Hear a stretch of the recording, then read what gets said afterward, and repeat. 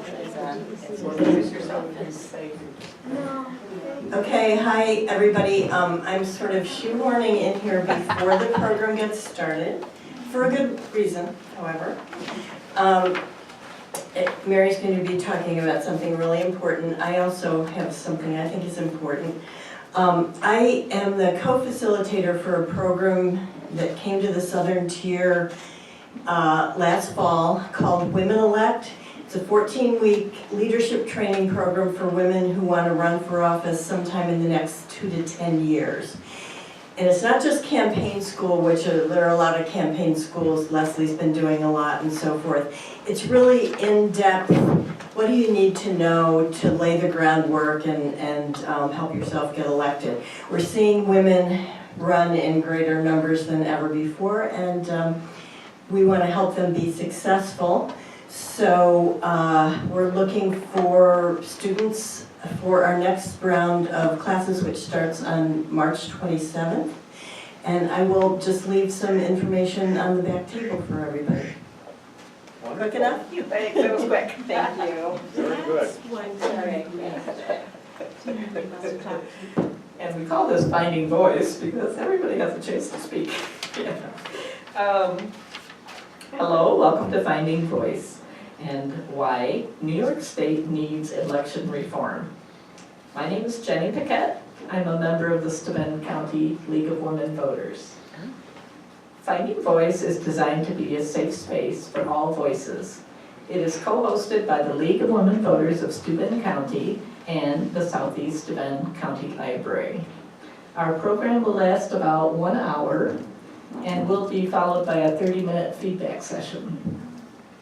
Today our speaker is Mary Thorpe, a delegate to the Democratic National Convention in Philadelphia in 2016, who will present on why New York State needs election reform and what you can do as a voting citizen. Mary has a master's in genetics from Cornell and taught biological sciences. Following retirement, she was heavily involved with anti-fracking political activism, which furthered her understanding of the importance of voting. Election reform, getting out the vote, and the New York Health Act have become her main focus. Welcome, Mary.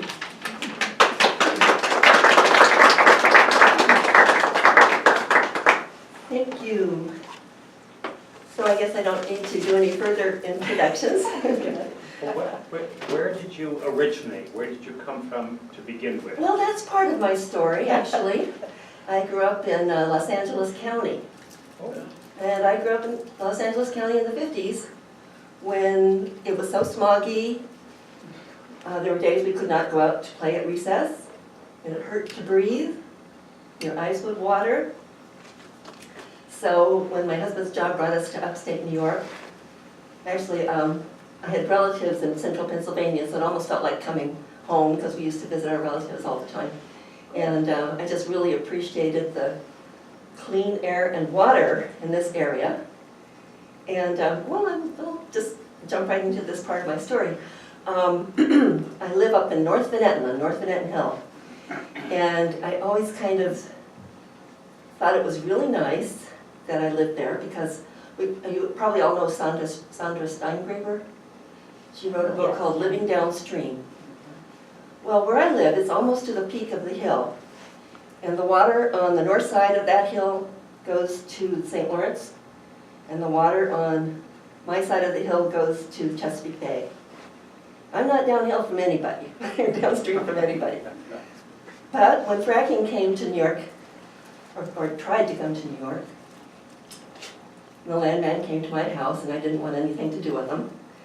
But somehow, I wasn't informed about it, but 2 wells went up, one on one side and one in another direction, within a half a mile of my house in either direction. So then I really got nervous because those could be fracked at any time. And the pollutants, methane, can migrate for miles. So my water was not sure to be safe anymore. So I got involved. Not in my backyard. And one thing we did was go door to door, trying to get signatures on petitions to ban for a ban or a moratorium on fracking. And all of our town council members, even some of them were Democratic, they all had leases on their lands. We all thought they should recuse themselves from making any decisions. Well, they would not make a decision on a ban or moratorium. In fact, my neighbor, very much pro-fracking, said he was going to sue the town council if they tried to do that. And so they did nothing. And luckily, fortunately, Cuomo enacted the ban, which took the heat off. But by this time, I guess I was kind of hooked into this political action stuff. And maybe my name became a little bit known because of the activity in Manhattan and the, fighting all the gas-related stuff. Anyway, I did get elected as a delegate. And when the elections were over, we thought, well, we have all these people who are all fired up, campaigning, and we don't want to let that energy go to waste or dissipate into the nothingness. Let's keep it going. And Trump was elected, right? So everybody was fired up and wanted to fight Trump. So I started this group which has been meeting at the UU Church Fellowship in Big Flats, thanks to Leslie, who kindly makes it available to us. And we had several different areas of interest: healthcare, election reform, social and economic justice, and I'm going to forget one. Yep. But those are the ones who we're mainly working on anyway. So, I talked about this pro-fracking town council we had. So when election time came around, we tried to put forward some candidates that would be anti-fracking on the council to counteract those other fellas. And I knew there were people who were very much against fracking, but who weren't registered to vote. So I went around door to door trying to get people to register to vote. And what was really upsetting to me was all the people that said, oh no, I'm not into politics, my vote doesn't count, I've never voted, I have no intention of voting, doesn't matter, go away. Even though it's against their best interest, because if they could get an anti-fracking candidate on the council, it would be in their best interest, but they wouldn't do it. I was just flummoxed and upset by this. And I wish I had had this cartoon. Whoops. Well, let's get that one. Why should we care? I know you guys all care. Why am I here talking to the League of Women Voters? You all don't vote voting. But some people take it for granted or don't care. And I wish I'd had this slide. We didn't vote. See the masses on the right? We didn't vote because it won't make a difference. 2/3 of eligible voters do not vote. Sometimes one vote can make a difference. In fact, in my town board, the highway superintendent had a competitor in the last election, and on election night, it was tied. Oh, It was tied. so did they go and slug it out outside, or? No, there's another one coming. But when they counted the absentee ballots, that settled it, and the incumbent kept his position.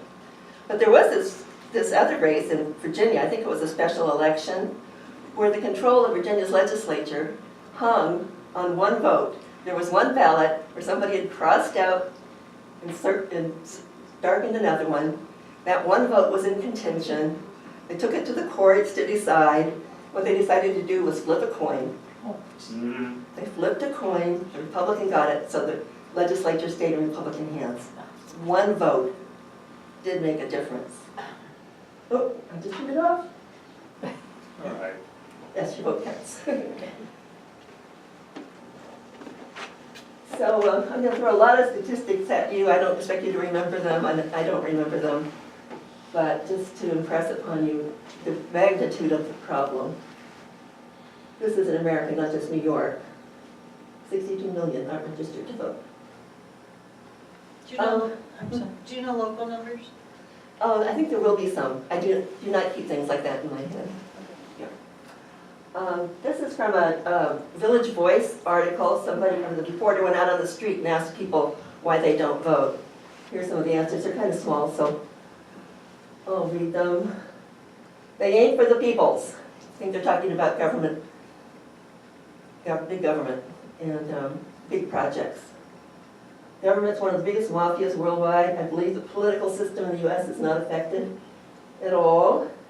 There was one person who showed some interest in voting, but he'd have to do it during his lunch hour, so he had to decide between eating and voting. Doesn't matter how you vote, it's not going to be heard. I'm not into politics.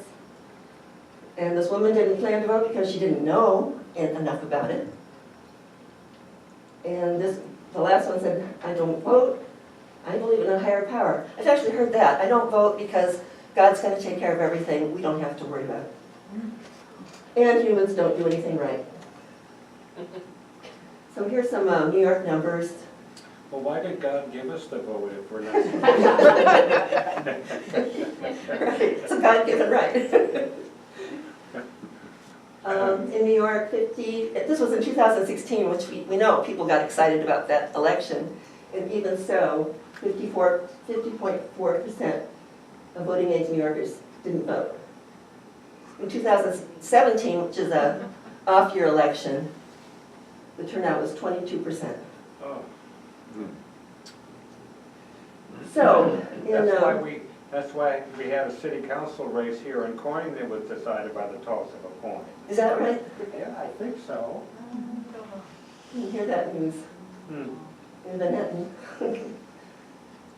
So in New York City, that means that 1 million people will be deciding the future of 8 million people. People are giving up their say. This slide comes from a woman named Kate May. She has been busy getting high schoolers registered to vote, and this is one of her slides. New York is 41st in voter turnout in the US in 2016. There's another slide that has a slightly different number. And the next figures are national. 90 million eligible voters didn't vote.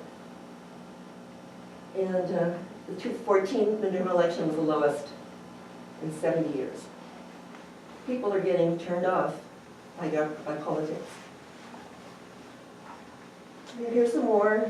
New York's in the bottom 5 states in this study. 33% of the citizens unregistered. Yeah, I think it's just more of the same. But this one surprised me. We have a congressional election coming up. Single-digit turnouts for congressional races. We got to be worried about that. Single digit. One thing we find is that Republicans go to the polls. Democrats don't. It's just a fact. For the congressional primaries. Does anybody have a theory about that? Why, I mean, did anybody compare them, or I just wonder why? Well, I just know locally, but I've heard stories in New York City. One reason people don't vote is that the parties are so powerful. They decide who's going to run. They control everything, and people just say, "Yeah, it's nothing I do is going to make a difference." I don't think it's just New York City. I think people have that same opinion about what goes on in Albany. Yeah. Yeah, Yes. but the fact that Republicans vote more than Democrats, that's what I wish I knew a little more about, but. I know, me too, I really do. Yes. The other thing is, you don't hear the Democrats saying this. And it's an important argument because Republicans have been able to motivate substantial minorities of the voting population. They have great power by their turnout. Yeah. You know, and a lot of people are just staying home and turning the government over to, well, I mean, whether you're pro-gun or anti-gun, the NRA is a great example of a motivated minority within the population who has exercised an enormous amount of power. Yeah, because the majority of the people would like to see gun control. Right. You know, well, they have the money. Yeah. Money. Don't they? One might speculate that locally, we don't put a lot of Democrats on the ballot. Yeah, because that's changing, right? Don ran for office. Let's give her a hand.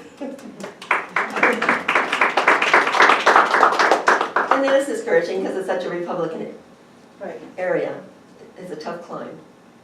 But, you know, the more Democrats that get out there, the more they're heard, and there'll be greater acceptance, I think. We're seeing a lot of turnaround in other races around the country, so this could be a bellwether year. So, and some more figures. Oh, this, yeah, in the 2016 primary, 3 million registered voters were legally shut out of voting. They were taken off the rolls. Some were mistakenly taken off the rolls, but the bottom line is a lot of people were disenfranchised.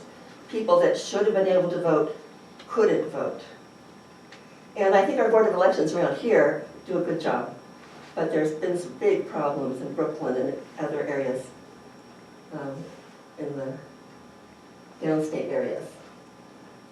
The number of voters shut out of the election was greater than the number that voted. Hmm. So this is why New York needs some changes.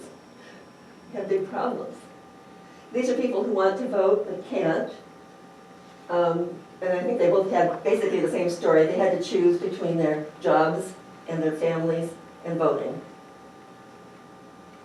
And I Am have I this little, correct that employers are supposed to give you time to go vote? yeah. And I don't know that all employers do. Okay. But that's the law, that they're supposed to give you X amount of time. Yeah. But that doesn't work in places like New York City where you could work 50 miles from where you live, and it's not like you can run out on your lunch hour and vote. I understand. That's right. You're right. That's a So good one. that's I an hadn't thought of that argument for one. why we need to have Early voting. early voting, mail voting, and Yeah. and things like that. We're getting there. Okay. I just thought I'd read this story. This one really struck me. The story of Lauren Wolf of Brooklyn Heights. On election day, she looked up her poll site online, found the address, and went there to vote. But when she arrived, poll workers told her she was in the wrong place and directed her to a different location a few blocks away. So she went there, and her name wasn't on those rolls either. Poll workers at the second site told her to go back to the first site. She made the trip back and forth 4 times. At the second site, poll workers finally gave her an affidavit ballot. That's what you do when you think you're supposed to be able to vote and you're not on the polls, on the records, and they can figure it out later. You go ahead and vote, and they can sort it out later. So, fast forward to March, 4 months after the election, she got a letter from the Board of Elections saying her affidavit ballot did not count because she voted at the wrong poll site. Oh. Yeah. She was so upset, she reached out to Common Cause, which is one of the leaders in this movement. For the first time, I understood what it could mean to be disenfranchised. Whether this was unintentional or not, it still made me feel very distant from the democratic process. So, sad stories. So now I wanted to play a little video. This is going to be a little different for me. I have to jump out of here. And let's see. Oh, can I jump out using this? No. Hit escape. Oh, here it is. I see it. Escape. That's right. It's not escaping. There we go. Okay. I'm going to go to the first one. This is a little video. It's designed for high school students. But when I saw it, I thought this is so much nicer than my dry timeline that I had made up. That's not what we're supposed to be seeing. It's an ad. Skip the ad, okay.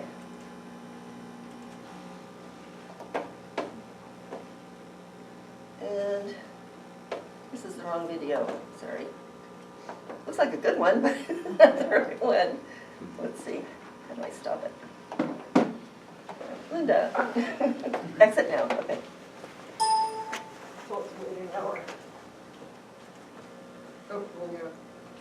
Want to exit this one and get back? It probably kept on going or something. New messages received from Aaron Arias. Go back, let me just go back. There he is, that's the right one. Let's turn up the sound. I turned down the sound because it was really loud. Yeah.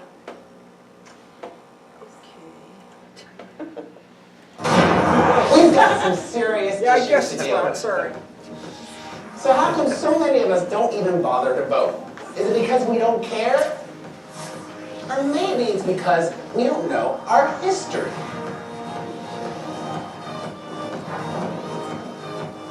So let's go back, way back. Our country's first election came after fighting for our independence. A fight that cost many lives, but it was worth it because instead of being ruled by a king, we were finally able to make our own laws. But not everybody was allowed to participate. You see, back then, you had to own property, be white, and a man in order to actually vote. Now, things continued that way for about 80 years, until after the Civil War, when slavery was abolished and all men were given the right to vote. Now hold up a minute. Just because we had the right to vote didn't mean we could use it.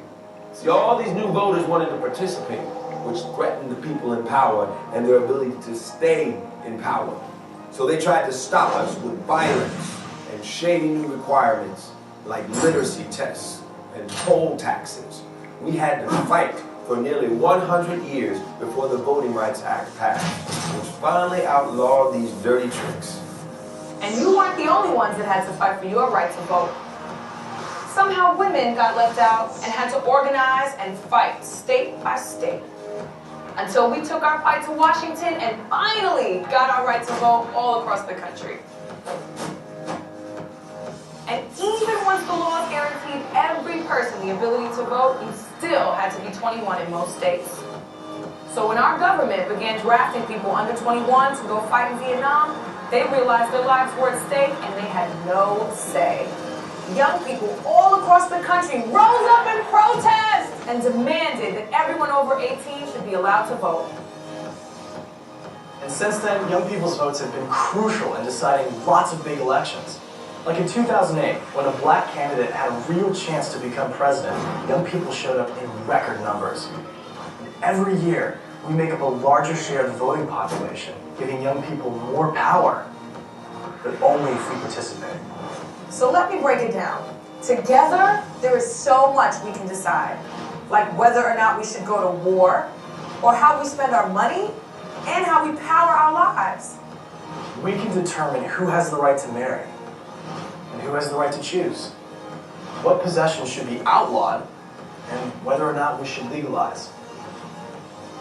It's up to you to make your choices and shape our future. If we sit on the sidelines, then others will make it work for them instead of us. So let's make our voices heard. So what would it take for you to vote? That's good. Cool. No, that was a good video. Okay, now, look at right here. Sorry, I'm not a technical kind of person. And the PowerPoint is where? There it is. There you go. And, You're gonna have to stop the video though. oh, starting, It's got that auto Well, the thing. next it general goes right on to the next one. Yeah, there you go. I'll just shut it down. Bye-bye. Okay.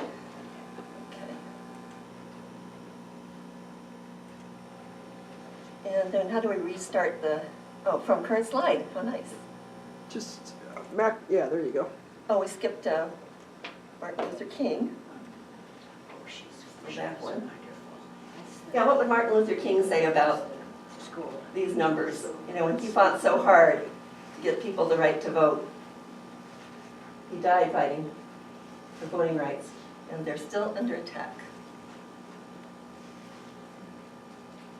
And I'm going to go right back to just one more video. I maybe I could have arranged this differently. Escape. So they've gotten rid of the poll tax. How about the literacy tests? Yeah, those are illegal. The Voting Rights Act took care of that, but the Voting Rights Act is under attack. And Right, since, the Supreme Court has said that parts of it don't have to apply. But since the Just escape, election, that's right. Reverend Escape, Barber right, talks and then about click this, it- that click on the voter bottom, suppression Internet laws There we Explorer. go. they're all over now. They're just They're- sneaking in. Yeah, they're Suppression sneaking them in. law. Oh, no, Voter it's- suppression, like the I shut this demanding down that by you have to have accident. Oh, it could be Chrome, I don't know which one you used. in order to vote, or a At birth the bottom, certificate, all the way or down to the something bottom. that a Yeah, lot no, of it's, I shut it down by older Okay. voters accident. may not have or have any way to get. think we're gonna have to listen to that half-minute ad. I'll try to talk. I'm sorry. And it's not really uniform. No, each state, they are. the states are doing it. Well, the right to vote is an authority that's Where's given Microsoft by Word? an You don't have individual state to the residents in the state, so it's not automatically decided by people in the nation's Oh, capital. It's I had a decided little, more by people in the yeah, state. but there's nothing So there. that's one of the problems. So how do I show The it? Voting Rights Act was I national. had them all queued up Yes. nicely.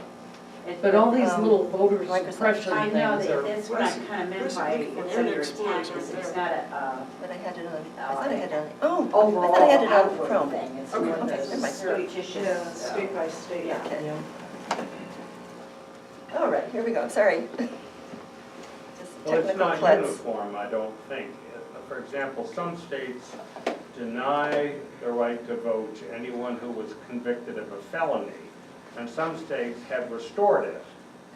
I don't think very many, but I think some states have restored it. Yeah, in New York State, if you were convicted of a felony and you've served out your time, then you can vote again. But if you're on parole, no. So that's another thing that's under consideration now. But that's something I think that's confusing to people. They think once you're convicted, you can never vote again, but that's not Well, true. it wasn't that way at one time. Yeah, probably, yeah. And it's hard to keep up with all these changes. True. Right? So here's another hero, introducing John Lewis. Maybe get some sound.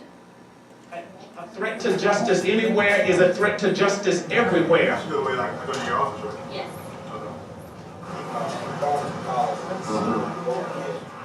The vote is precious. It is almost sacred. It is the most powerful non-violent tool that we have in a democracy. I'm John Lewis. I'm a member of Congress. I work in Washington with President Obama. You want to give me some of your hair? Huh? God bless you. Thank you, dear. It really makes a difference to me that he started when he was my age, because a lot of times I feel like I can't make a difference because I'm only 16. Election day is a great day. For him, just historically, the power to vote and to cast that vote is just so sacred. Good morning. How you doing? It's just a wonderful feeling to be able to go and cast a vote when so many people that I knew never had a chance, never had an opportunity.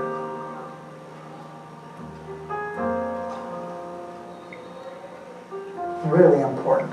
He continues to tell the people of America that things haven't always been the way they are now, and unless we keep our guard up, things could always be bad again. Right now, because the Supreme Court has just made a major decision about the voting Court struck down a key section of the 1965 Voting Rights Act. One of the most successful civil rights laws ever passed. Took the teeth out of a law enacted nearly 50 years ago. Roberts bluntly declared that times have changed and the law must too. So, they're eroding voting rights that he worked so hard for. I must tell you, I was disappointed.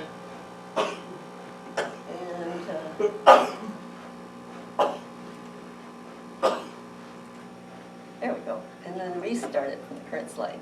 So here's another inspirational person, trying to inspire you all. Do you know where Shelby County is? Do you know where Shelby County is? Birmingham, Alabama. Alabama. Thank you. That was one of the two names in that Supreme Court case that, Oh, Shelby. yeah. Right. Yeah.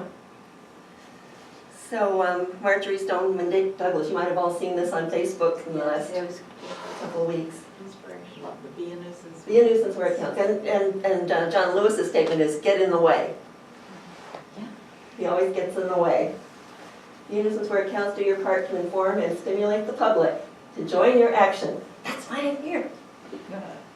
Be depressed, discouraged, and disappointed at failure and the disheartening effects of ignorance, greed, corruption, and bad politics, but never give up.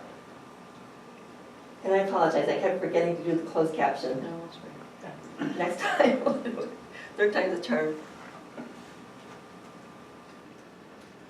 Okay.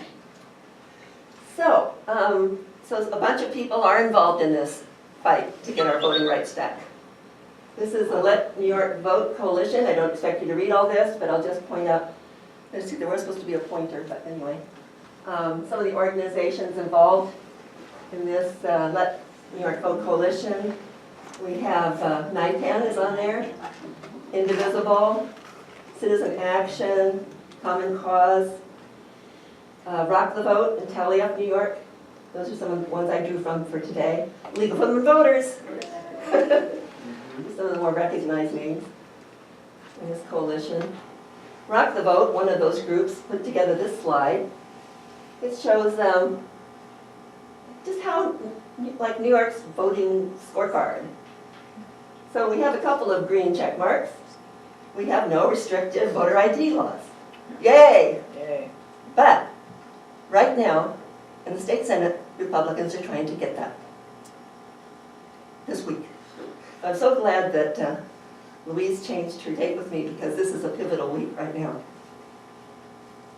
And no restricted documentation to register. We have some What items. kind of documentation do they accept? Well, it's been so long since I registered to vote, I really don't remember, but I think there are such things as you have to bring one form of ID, like a social security card, or I think a NYSEG bill. Piece of mail with your address on it? Yeah, yeah. But sometimes they want a picture, Mm-hmm. and that's even harder. Yeah, I don't think New York requires that. No, not New York, I'm saying. Oh, some states. So requiring a government-issued photo ID is one of the more restrictive elements Yeah. of suppressing Especially the for people who vote. don't drive and don't have a driver's license. But we do have absentee voting. In fact, anybody can say, I'm not gonna be around, I want an absentee ballot, and they don't have to prove anything. Not so. Oh, but I know people who do it. I know, I guess it's not enforced, but if you read the form, it says there are several strict things you have to follow, and to lie on that form is a felony. Dear, dear. It's a felony. I didn't do it. So I don't think it's enforced, but technically, I just It- know people on the who books. say, well, I'm just gonna vote absentee. because yeah, on the books, why? it's a felony if you lie on your form. Yes. What does it mean, interstate voter rolls, accuracy, and maintenance? Well, for people that move, I think. So if someone moves into New York State and they were registered someplace else, We still have to register in New York. still have to register in New York, Yeah. but does it automatically, I don't understand why New York has blocked that thing, and maybe it's not You know, I something to do. didn't read the word interstate on that, but I was focusing on voter roll accuracy and maintenance. We know there's a problem there. Okay. It's not illegal to be, you could be registered in 5 states as long as you only vote in one. That's what I heard, that people can be registered in multiple states, but you can only vote in one. You don't think you ever have to cancel your registration, but it actually self-cancels. If you haven't voted in 2 presidential voting cycles, and actually it could be as little as 5 years because, 4 years plus 1, you can be legally knocked off the rolls. That's all, that's in effect, that law is in effect Yeah, here? it's Okay. legal. So what that- happened? That means that there's no way of knowing if somebody votes in 3, if they're registered. They could go vote in 3 different states because they don't share the, I suppose you're right. I think that's what, because that came up, I don't think that that's Jared a problem. Kushner was Yeah, registered, yeah. and the Trump kids Oh, were registered what's in happening multiple is you states. clicked the button, That was that one of you didn't tell it to Trump's wait an hour, you concerns, just and clicked his out of it, so family, it's, yes. it's They were updated. all in multiple states. How long is that gonna take? I don't know. That item that was blocked in New York State, was it referring to the fact that different states were not sharing their voter registration lists so that you could eliminate people that were registered in 3 states?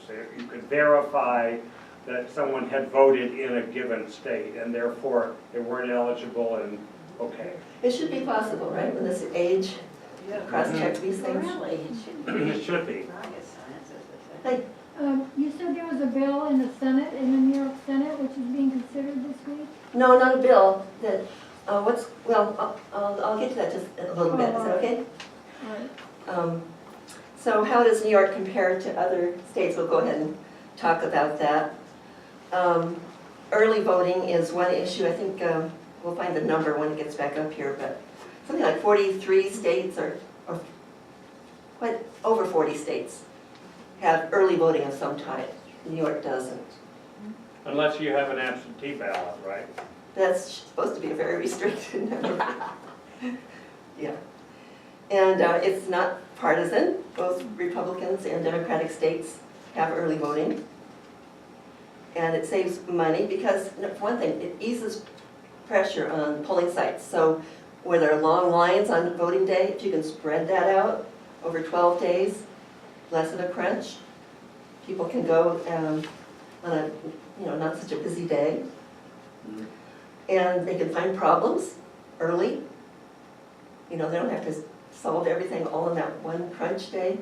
They find something going wrong on day one, voting machine doesn't work. Well, it doesn't affect everybody, it affects the people that came on day one. And also extreme weather events, if it happens on voting day, it's chaos. I think Superstorm Sandy and Hurricane Irene created big problems for voting.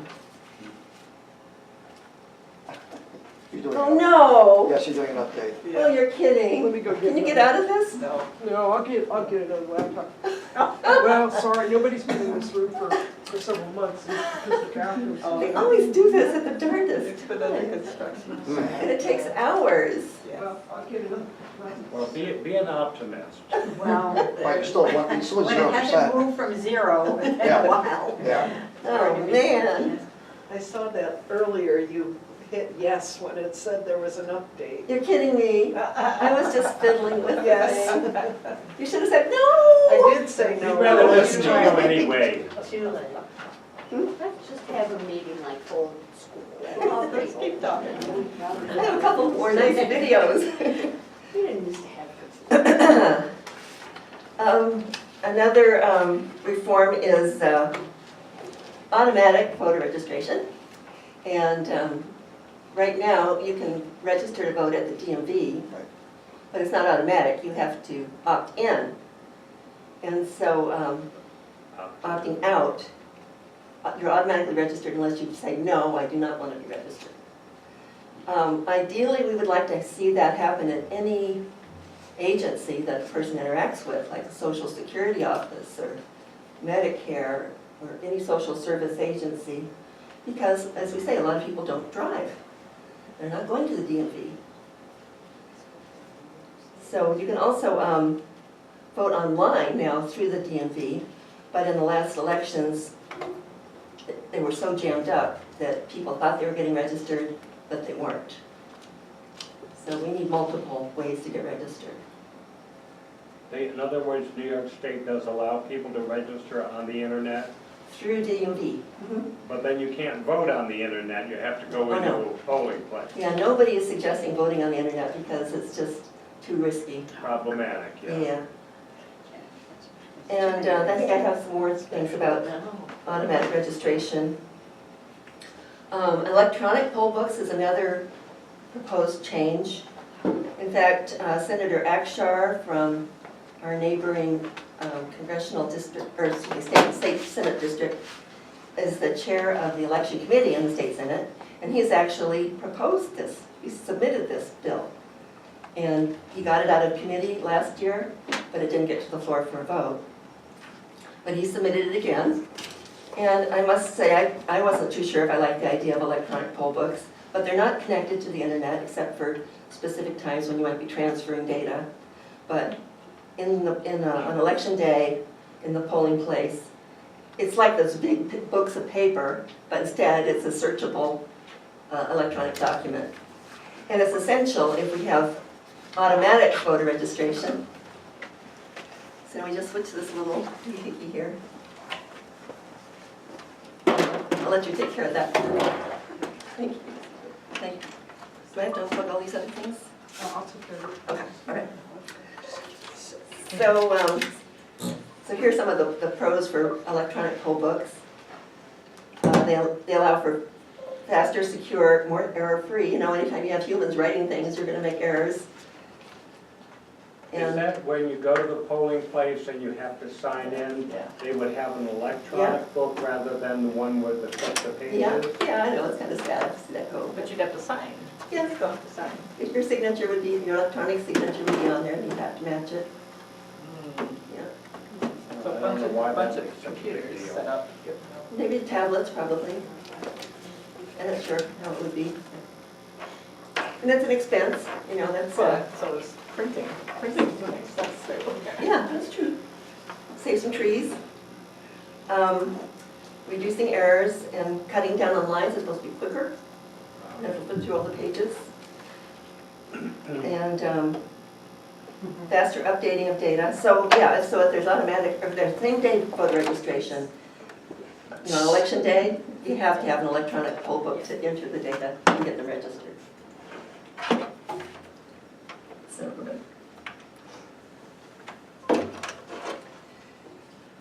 and changes in voter registration would be easier also. And I think I'm skipping something that's on the slides, but the last item I have here in my notes is voting rights for parolees. And the arguments for that are that people who vote after release from supervision are half as likely to be rearrested. And the law disproportionately disenfranchises Black and Latino voters, 3/4 of whom are on parole. Those are most of the people that are in jail, right? 1 out of 24 Black voters are disenfranchised in New York versus 1 out of 121 New Yorkers overall. So, you know, it makes a person feel more like an engaged member of the community if you can vote. If you're not allowed to vote, it's like you're not a full-fledged member of society. So they have enough faith in you to let you out and go to work, be back with your family, so you should be able to vote. I don't see why anyone would think there was a connection between committing certain crimes and not voting. I mean, I don't think that follows at all. You know, I don't think voting should be not being able to vote should be a punishment for. Not a lifetime No, punishment yeah, anyway. no. So as we said, in 2016, a huge number of problems were uncovered. Attorney General Eric Schneiderman got 1,500 complaints, and we know that people like Lauren that we talked about didn't call the Attorney General, she called Common Cause. So those are just probably the tip of the iceberg of the problems. You got it? I just have to find things, right? Yep. Okay, here's my election reform video. And we have the folder with the videos, yes. Okay. So PowerPoint should be up. There we go. I don't remember what number we were on. Let's see if I can find it here.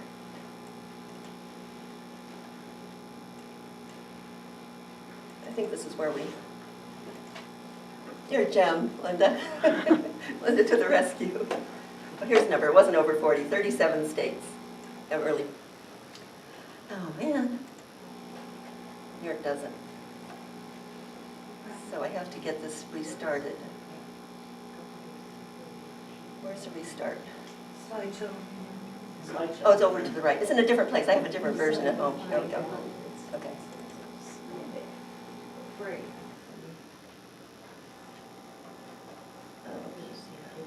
And some of the arguments for early voting, people think we should have it.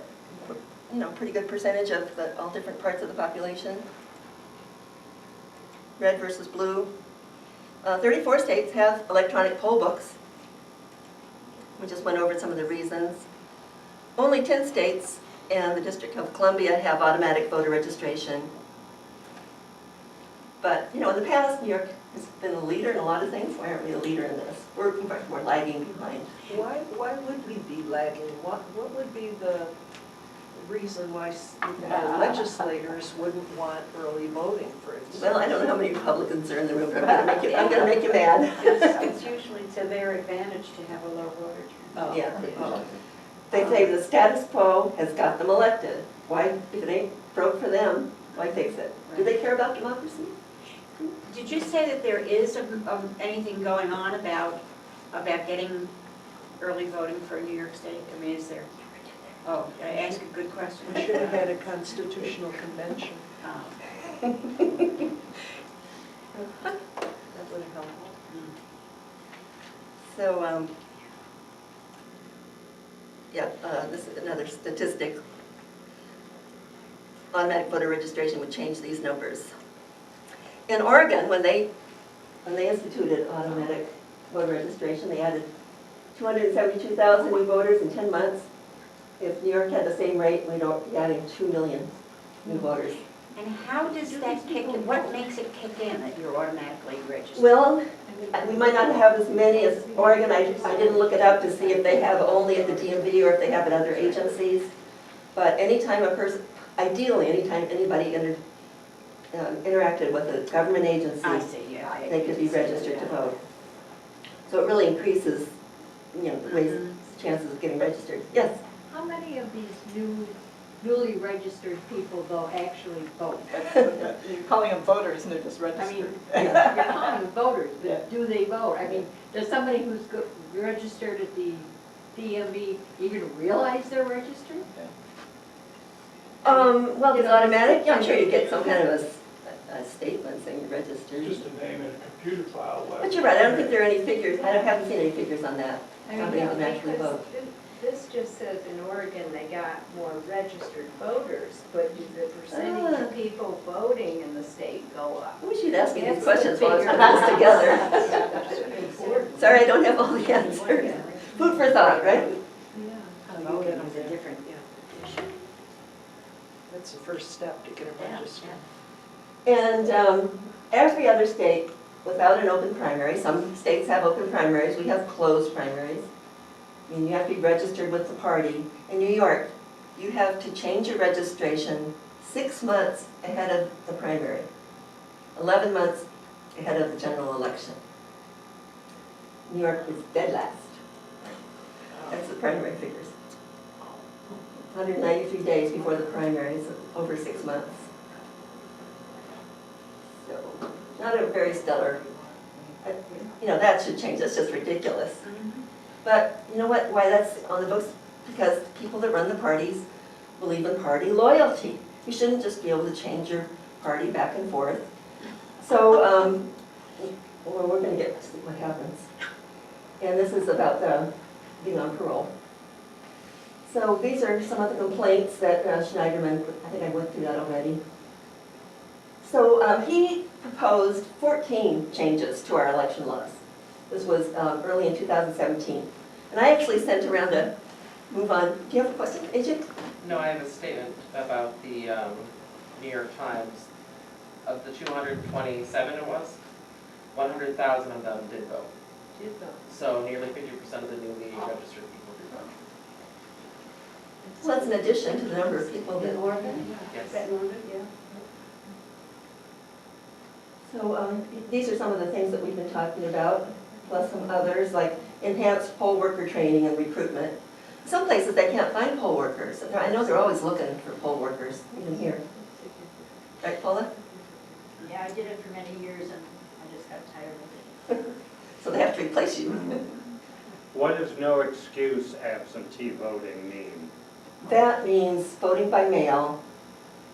It's like absentee ballot voting, but you don't have to have an excuse. And in some Anybody states, could. Anybody could. anybody can do, yeah. In fact, in some states, when I was doing get out the vote calls to other states, people would say, oh no, I got my ballot in the mail and I sent it in already. So they send everybody the ballot. You can send it back by mail, give some business to the post office. That's a great idea. And, or you can take it to the polls on election day. So we call it either early voting by mail or absentee ballot without excuse. I'm Same not thing. sure about the same-day registration. I'm not sure how I feel about that. I worked for the county, and I know that when you register, they check to make sure you actually live there. They send you a postcard, and if it comes back and you don't live there, then you're not registered. So that worries me a little bit. Yeah. But I don't think it's a real problem. I mean, we have more problem with people not registering and not voting than we do with people faking it. I don't know how they worked that out, but I know when people went to the polls in 2016 and they didn't find their names on the registry, they were given something called an affidavit ballot. Right. And it's like a provisional ballot. They put it in an envelope, count it later and check to make sure. And yeah, there's like, I don't remember numbers, but there was a good percentage that were rejected and a good percentage that were really validly supposed to be able to vote.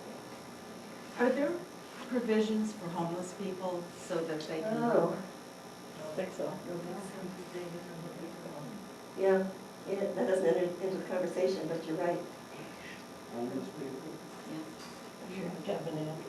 You know, this country started with white landed gentry. You have to own land to vote. Slowly. You can't even register for school if you don't have an address. You can't go to school. You have to be homeschooled.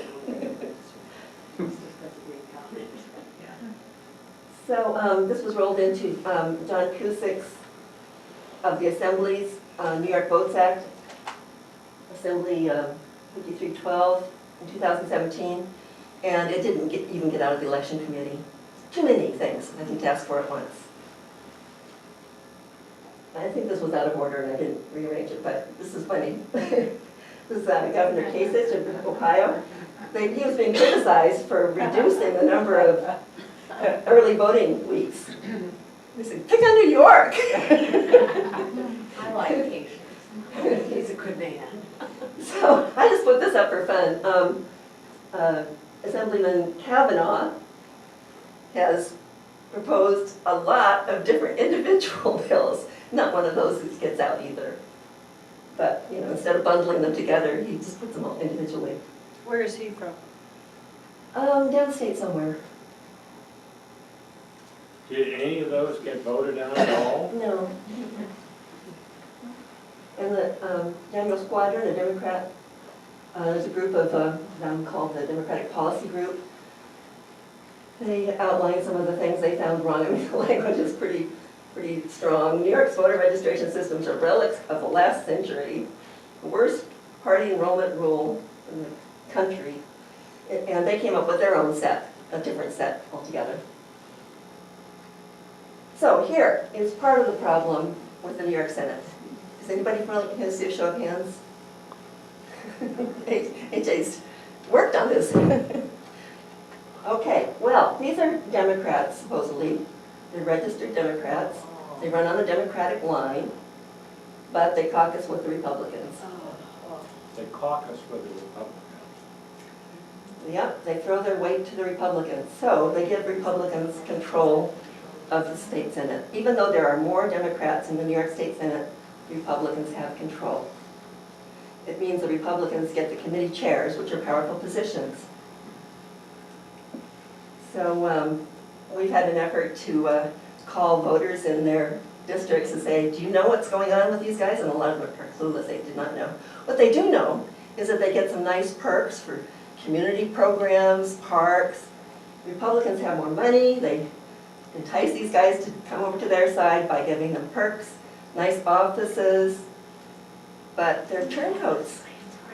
And they usually vote with Democrats, but it doesn't matter because their bills don't get out of the committees. So, and this, the one on the bottom right, Senator Felder, he's not in the independent Democratic caucus. He's entirely a Republican in Democrats' clothing, or vice versa. Mary? Yeah. Just a comment. I think that's why we don't have Medicare for all in New York State. Yeah. Just because of those guys. Well, they're for it. They all voted for it, but it won't get out of the committee. It didn't get out of committee because of one of them is on the committee, is the head of the committee. Well, most of them I thought were for it, but then there's this long legislative process too, even if it gets out of committee, like the poll bill did last year. It has more hoops to go through, and didn't get through all of them. And then there's Flanagan, who's the House, or the Senate Majority Leader, who determines what gets voted on the floor. And he's a Republican. And that would all change if we had a Democratic Senate. Just think of what we could accomplish. That would all change if what? We had a truly Democratic Senate. So, you know, in this part of the world, it seems like there's a lot of attention placed on the congressional race, but these Senate races are really important too. Well, things coming up too is we're going to have another census in 2020. And Republicans have made a huge effort to win state houses all across the country, because when you win the state house, you get to pick the districts. And that's where the gerrymandering comes in. Yeah. Yeah. We have a good example of gerrymandering right here. Tompkins County is split into 3 Senate districts. So everybody in Tompkins County has a Republican senator, even though Ithaca is the most liberal place in the state. You did that to Rochester too a few years ago. I think one time Maurice Hitchie, who lives in Poughkeepsie, was the Tompkins County dude, you know. Yeah, that was a weird district. Federal representative. So that district ran from Ithaca straight down the Banks, you know, across the southern tier, and then back up the Hudson. It was the same district. Yeah. I wonder if it's any longer than CD 23.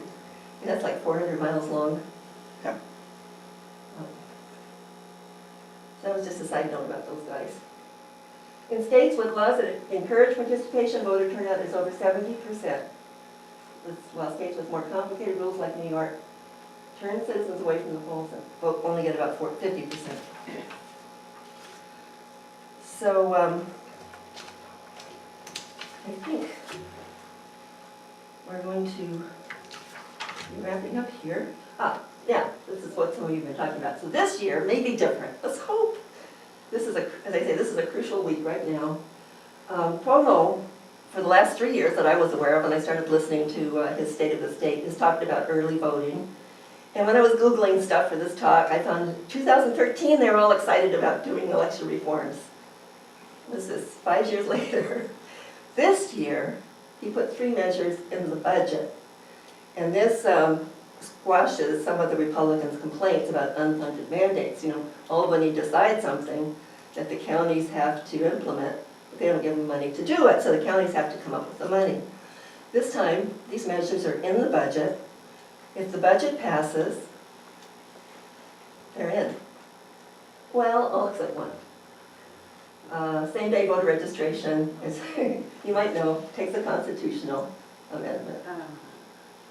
So, if same-day registration is in the budget and it's approved, that means that anyone can fill out a registration form and it becomes effective the same day? Did you say same day? Yeah. No, that takes a constitutional amendment. It has to go out for a vote. Right. It has to get passed. But it would be the same day as opposed to 6 or 8 months later? Yeah. Well, no, I'm sorry, I didn't make myself clear on that. The 6 to 8 month rule only refers to changing your voter registration.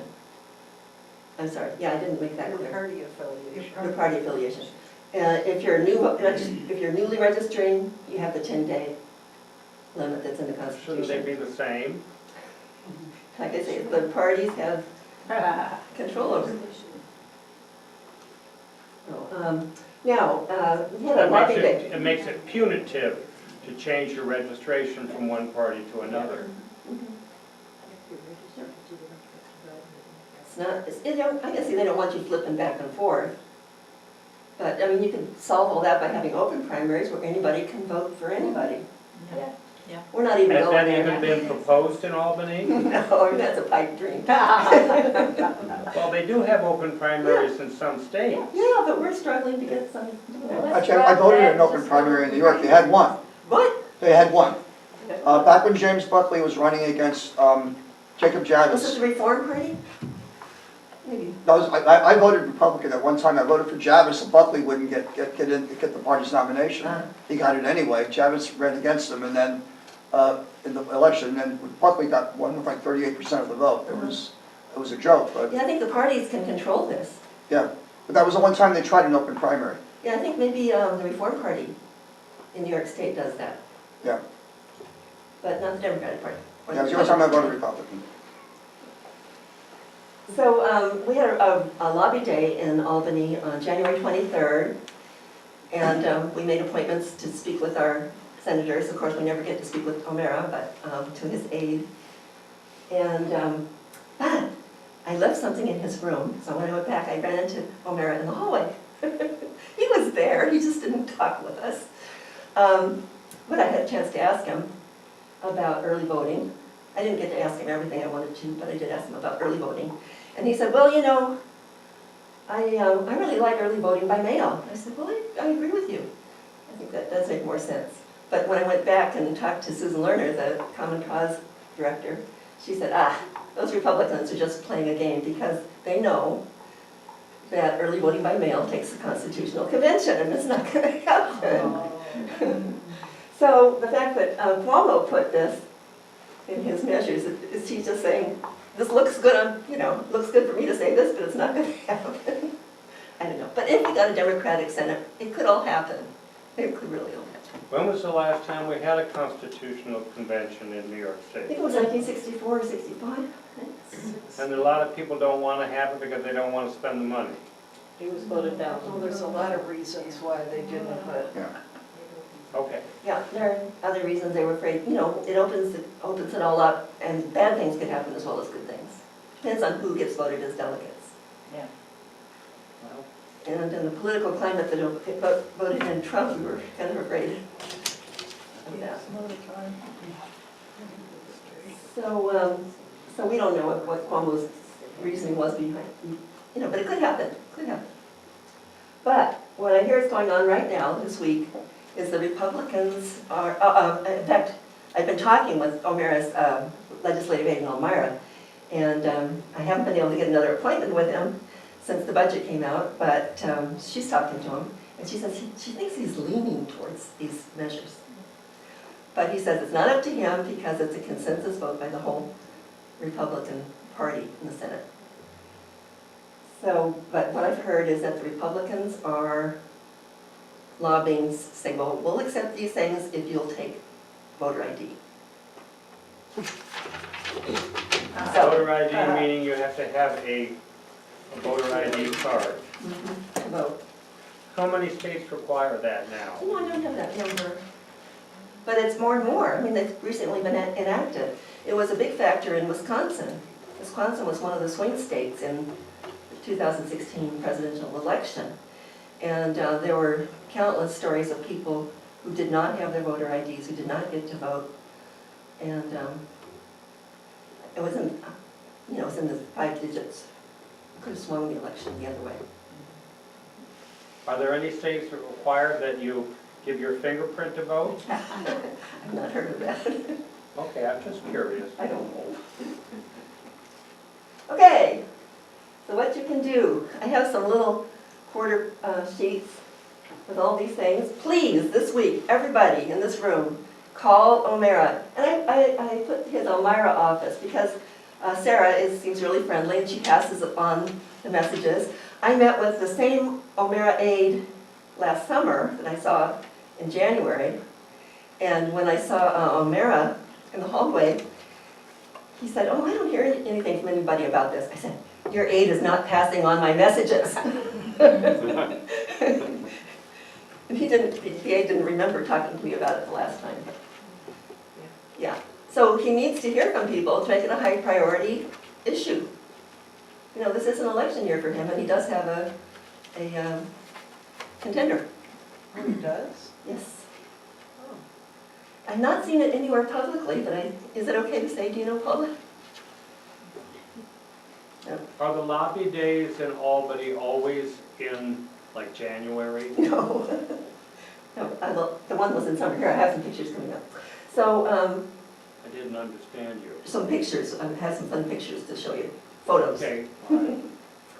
So please call him, tweet him, whatever. You can join the New York Coalition and keep up to date on all of this. and get involved in some of the actions. Work to change the Republic Senate majority. Get out, vote. And there's phone banking to other districts. I didn't include this in the list of 12 senators. And when I talked to Susan Lerner the other day, Common Cause director, she said, well, we're going to add O'Mara to the list. So people are calling across districts to try to convince the holdout Republicans to join the effort. And voter registration drives. So here's a rally from July. So you see it was a nice sunny day. And somebody creative came up with an obstacle course, obstacles to voting, rolling the dice, whether you can vote or not. Here's, it was a photo op for, this was a new assembly person, Christine Pellegrino. She was a fellow delegate who won a seat in a totally Republican district. Had never had a Democratic assembly person. She won last spring. And she's throwing her ball through the hoop. Had to go through hoops to vote. So, you know, have some fun times. But the main thing is to talk to the legislators. I guess I'm over time, but you've been asking questions all along. What should I do? Let's open it up for Q and feedback. Where's that other mic? Comes over here. The hand mic? No, it's on this shelf. Oh. Anybody have a comment, question? Voter registration.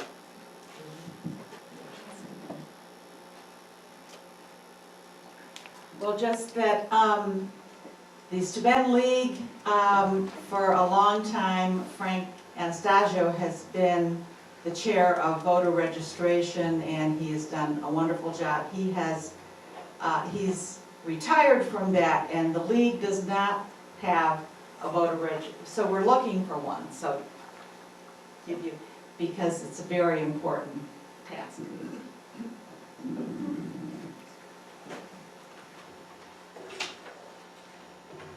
Just a matter of clarification, I haven't lived in New York forever, so maybe I'm wrong, but I didn't think you needed a constitutional convention to pass a constitutional amendment.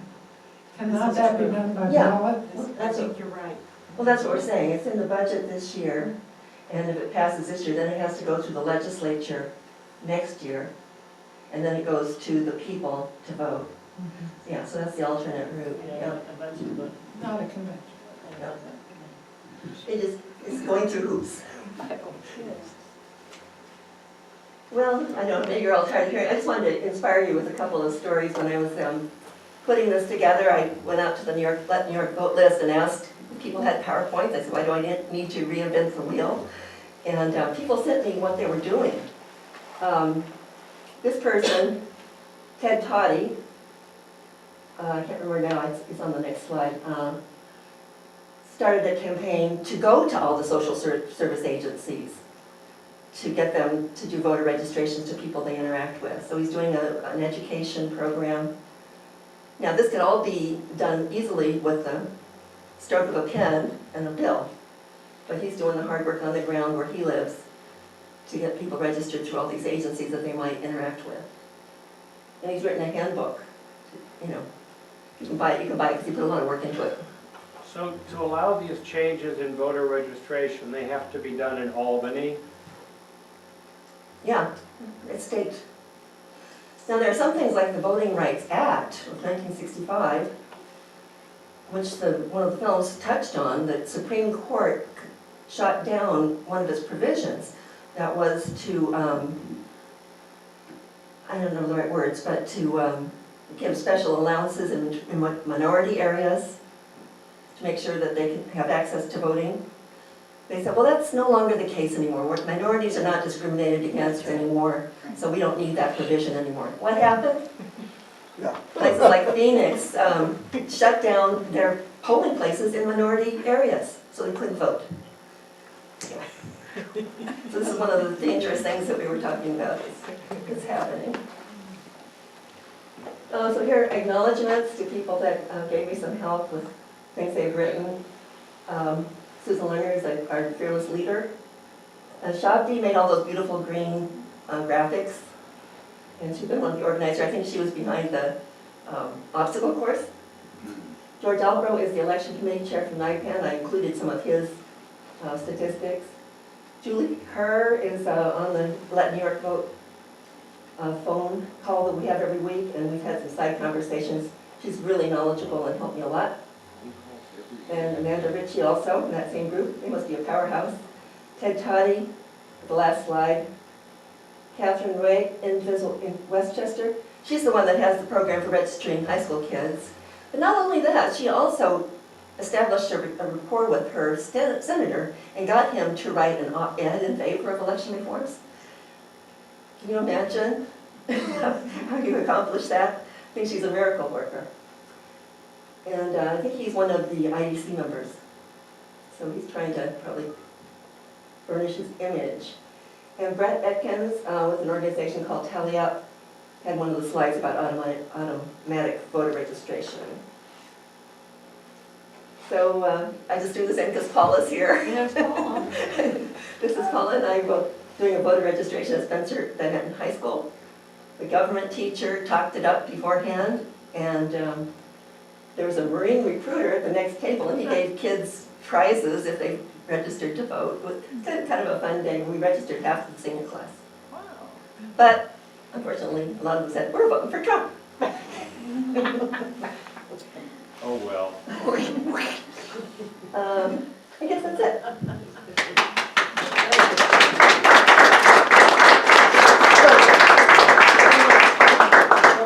I'm getting one of my little action plans. Thank you all for coming. What's our next in April? What's our speaker in April? Who's In April is Morris Stevens. Morris Stevens will be presenting on April 2nd, Monday, April 2nd.